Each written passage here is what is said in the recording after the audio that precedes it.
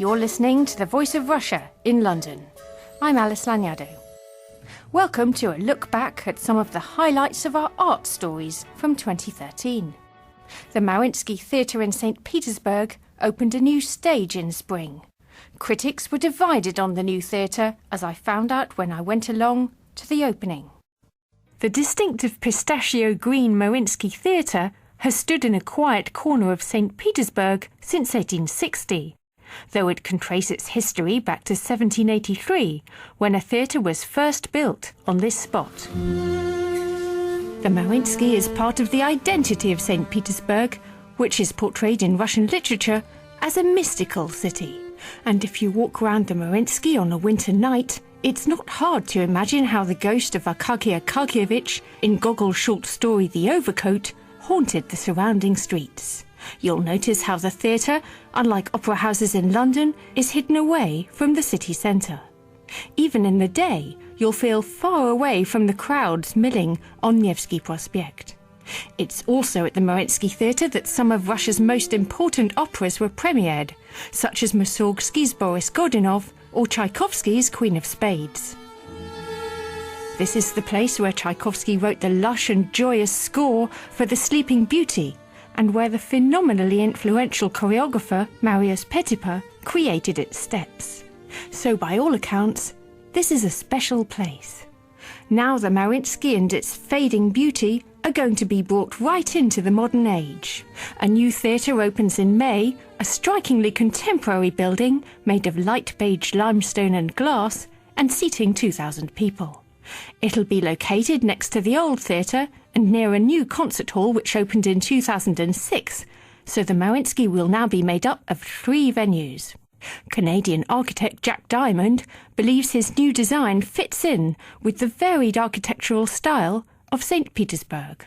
First of all, there are very few but very significant exceptional structures in St Petersburg. St Isaac's, the Cathedral of the Spilled Blood, Kazan, Nikolai, and so on. These are beautiful buildings, very exceptional, and what makes them stand out even more is that the general aggregate of the classical architecture that surrounds them provides a framework, that they are continuous streetscape between 4 and 6 stories high, very human-scaled, and its consistency right across the city. I don't know of another city in the world that has that size and consistency of scale. So keeping that street continuity is what is part of the historic background. What that means is that the new Mariinsky Theatre is 6 stories high, though it actually has 7 floors in total, and instead of classical porticos, glass bay windows identify the main entrance. These large windows don't just let in light, they're designed to help break down barriers, says Jack Diamond. By providing transparency into the building, we remove the kind of elitism and mystique about opera and ballet and so forth. We make it highly accessible. But the new theatre has come under criticism from architects, public figures and architectural campaigners in St Petersburg.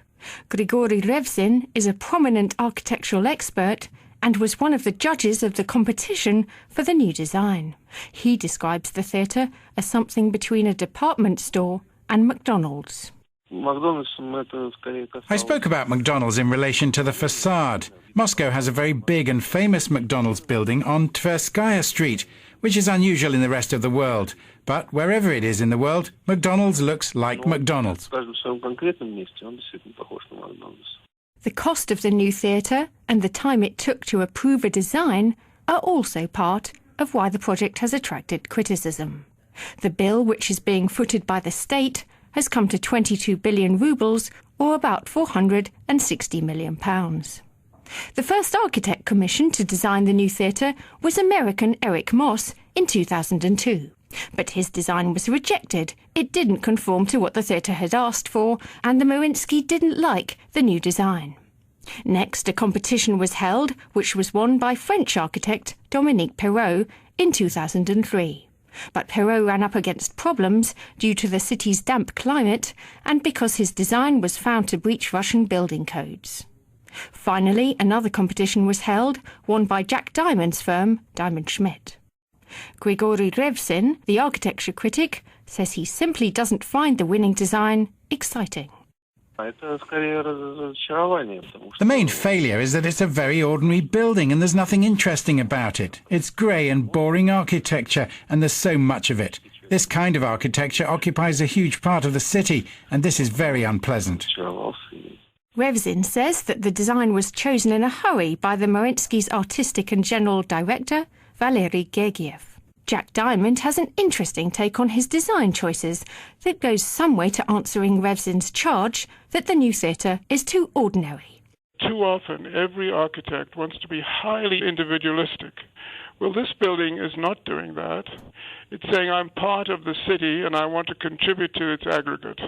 Gergiev himself praises the new design. He's asked critics to hold their fire until the theatre's opened and they can see the completed building and experience a performance inside the auditorium.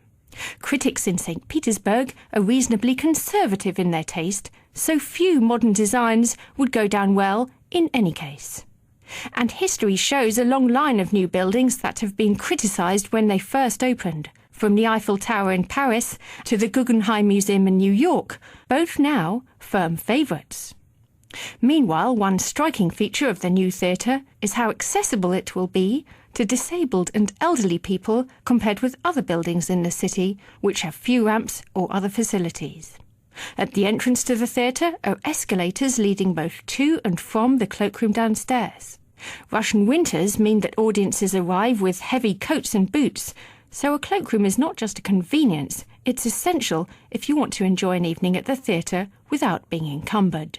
There's also a ramp that brings visitors from the ground to the main level, as well as lifts that are accessible to everyone. Jack Diamond again.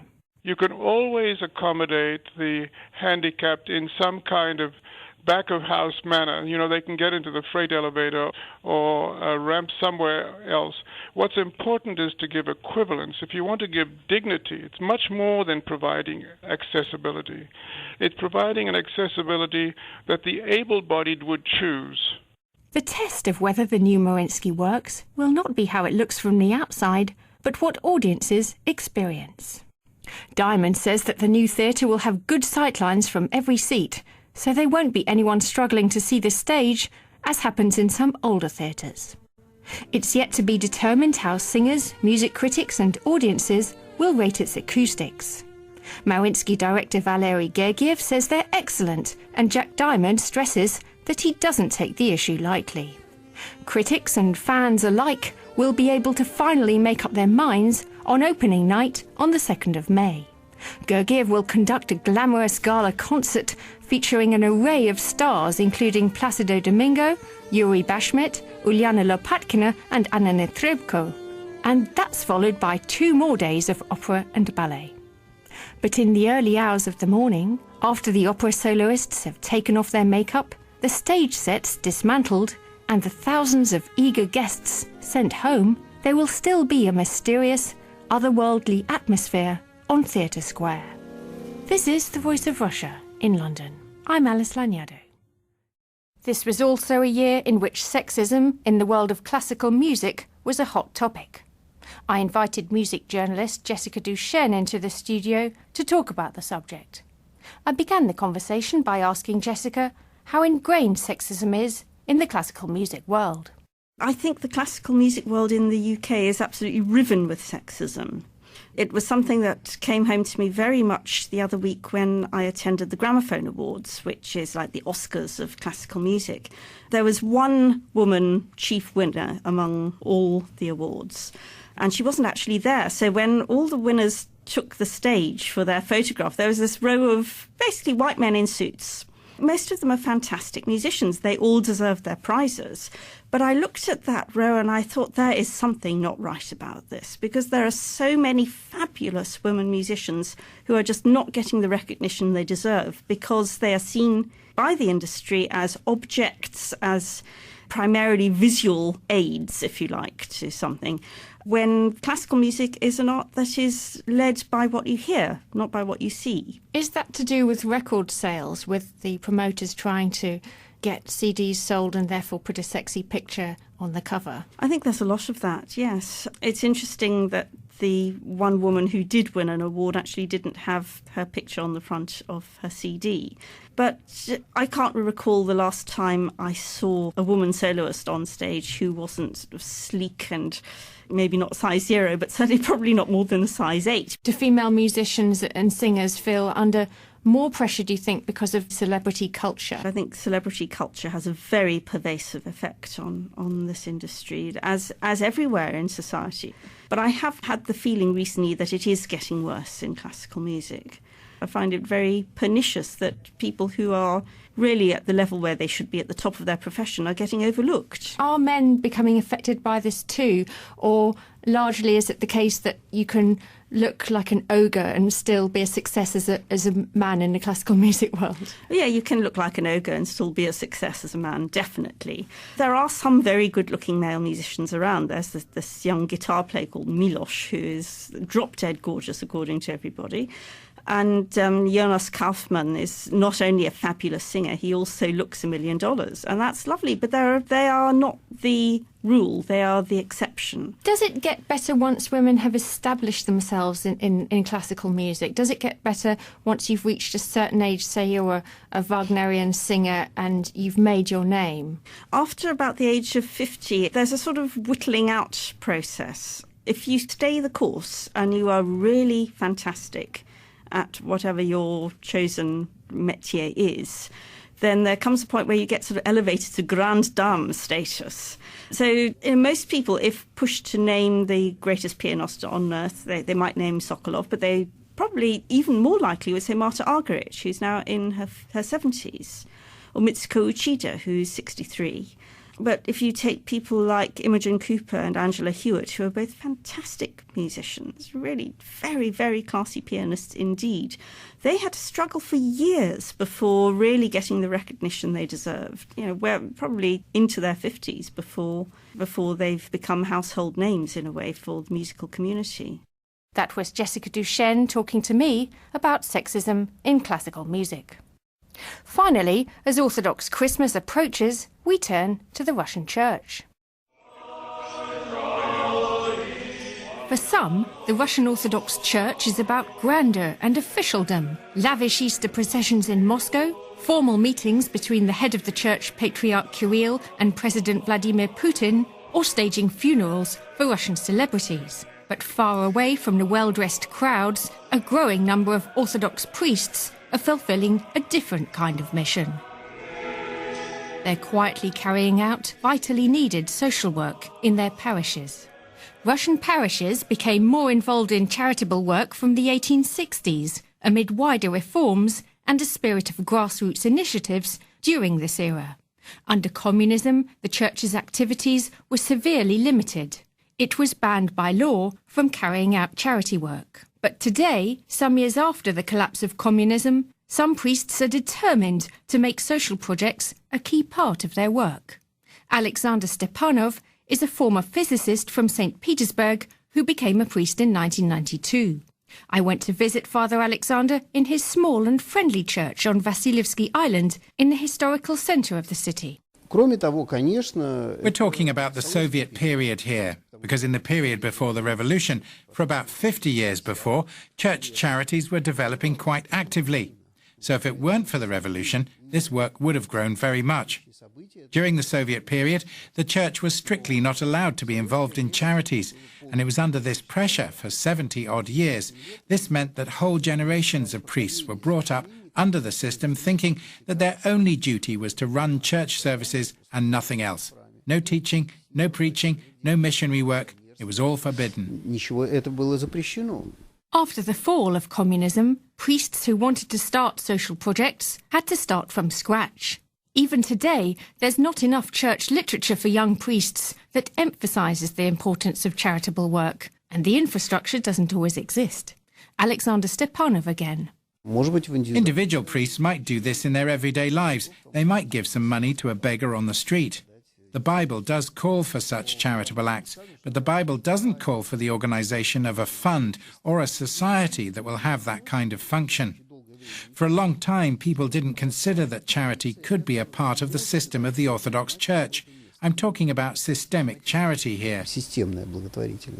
And Father Alexander points out that the attitude of priests and parishioners towards charity work can't be expected to change fast. Our society is egotistical, atomized and fragmented. Everyone's for himself, and money is the main thing in life. Of course, this doesn't only happen in Russia, but in Russia this has taken on a kind of extreme form. Most people who come to church today think that they should be given something. They're the unhappy ones. Help us, please.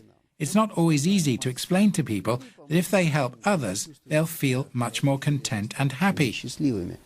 Alexander Stepanov has made social work a pillar of his life. When he first joined the church, he spent 10 years working in an adult prison. Now he works in a prison for children, as well as running a project for teenagers on probation. We have no system of alternative penalties. You either go to prison or you don't. And if you don't, you continue with the same lifestyle. There are some formalities, like checking in with the police every month or something. There are also normally official court rulings that require the person to get a job or start studying. We work with teenagers aged between 14 and 18, so in the cases we work with, the ruling requires them to study. But in reality, the system doesn't provide for any such opportunities. In our local area, on Vasilyevsky Island, we have about 600 teenagers like that.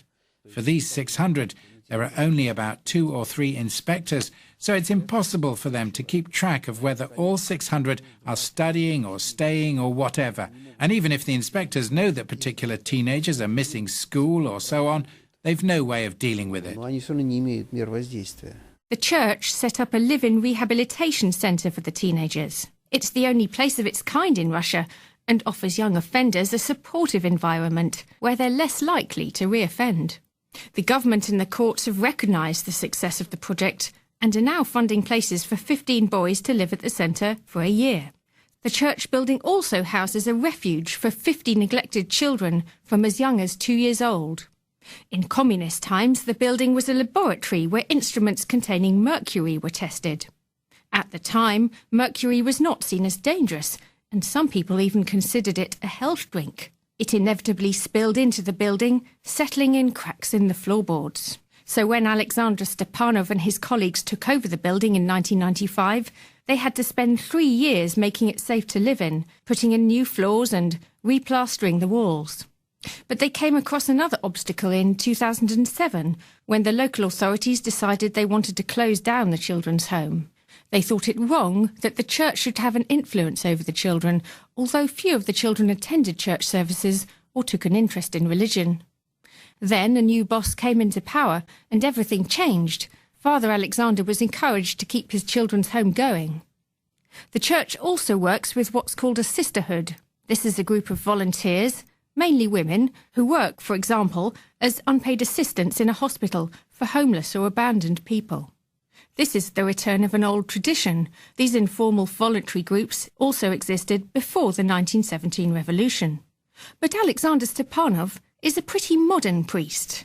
He's got his own radio station called Peter's City.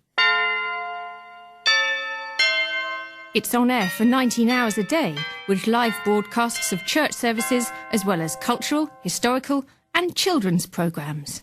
The sound wasn't very good at first, but at least we started the thing up. And from the very beginning, we were working on it to become a serious, big radio station. Initially, we broadcast for 9 hours a day, 3 hours in the morning, 6 in the evening. You need a huge amount of material, and we did very little live broadcasting. Even today, only 25% of our broadcasting is done live. One of my programs is dedicated to the life of the church in the past, in the present and in the future. For example, we invite priests to discuss present problems, but then invite older priests to discuss the life of the church during the Soviet period.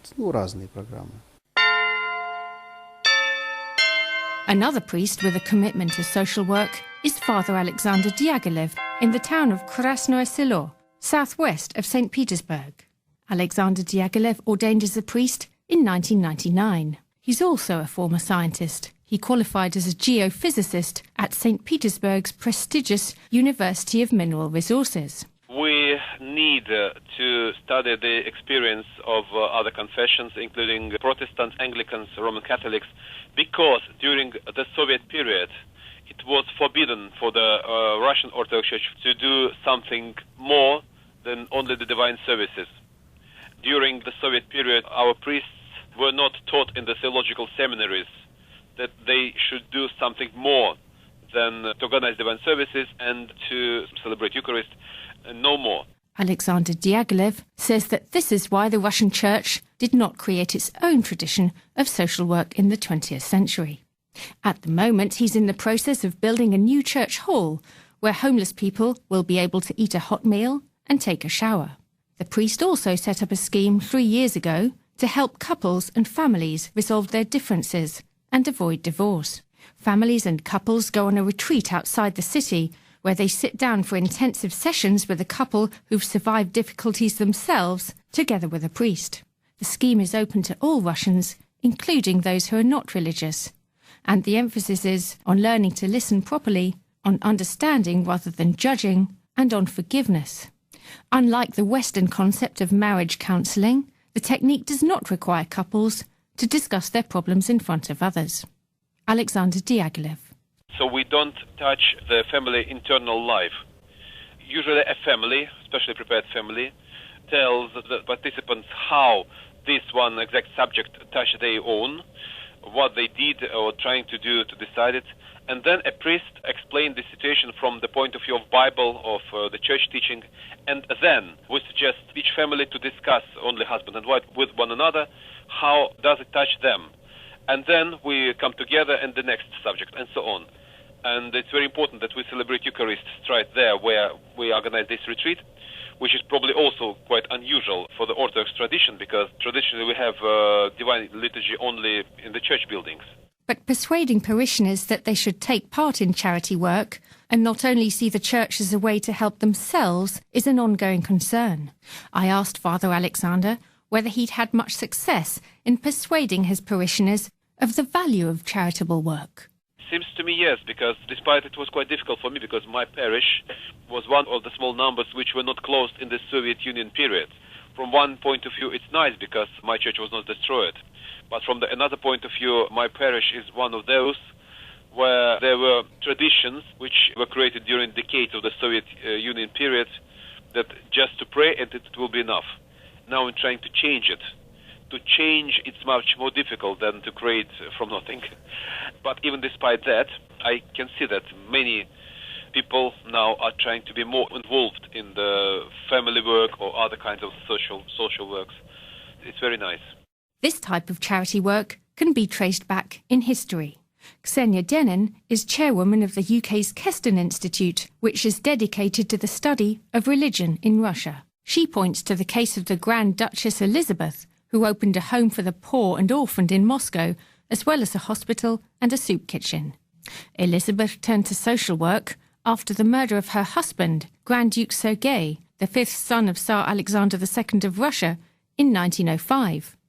Before then, charity was often an individual matter. I think it was the custom by the late 19th century amongst the educated, the upper echelons of Russian society, to do charitable things like founding hospitals, founding schools. I know the daughter of the poet Tyutchev, for example. There was a school just the other side of the road from their country house, and obviously Tolstoy's family. It was the nobility's sense of social duty to found these charitable institutions. So I would say that was a late 19th century phenomenon. Today, every diocese has a department for social work. Ksenia Denin has seen how this work has flowered since the early 1990s. She told me about some of the projects that she's recently visited. A wonderful example was outside Kostroma. A priest there, Father Andrei Voronin, had set up a home for very, very damaged boys who had come from families where maybe one parent had murdered the other. I mean, really disturbed backgrounds.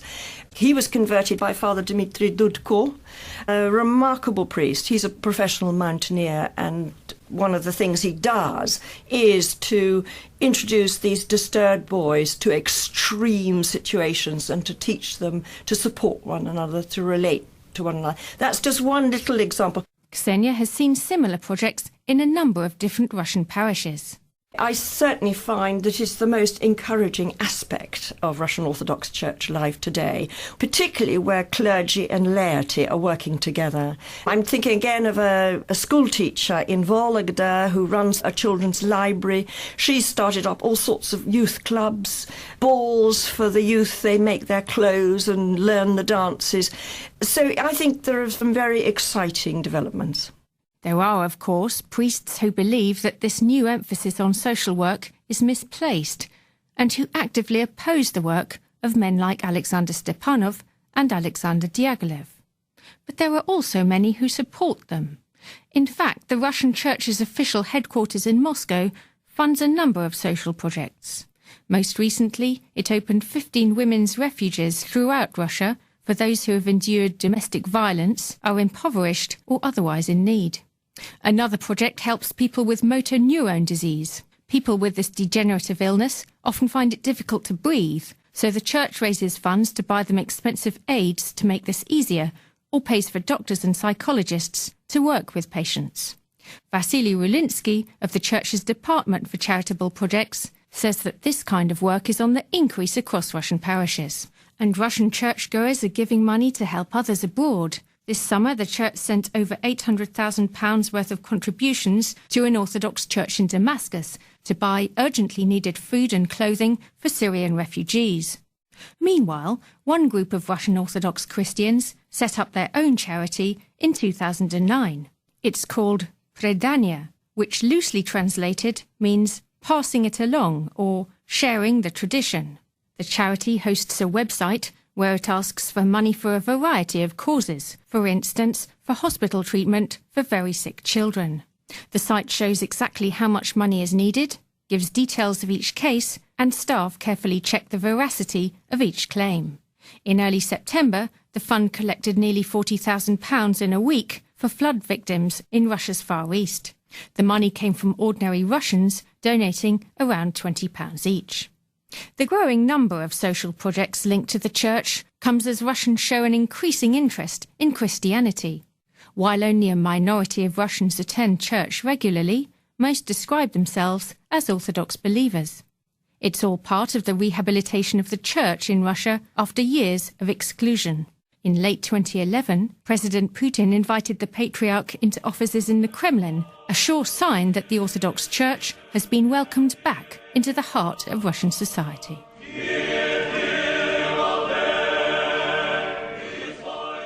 This is The Voice of Russia in London. I'm Alice Lagnado, and you've been listening to a special report from St Petersburg.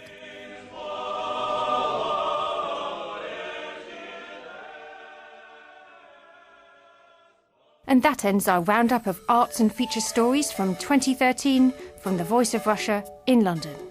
I'm Alice Lagnado. Stay with us.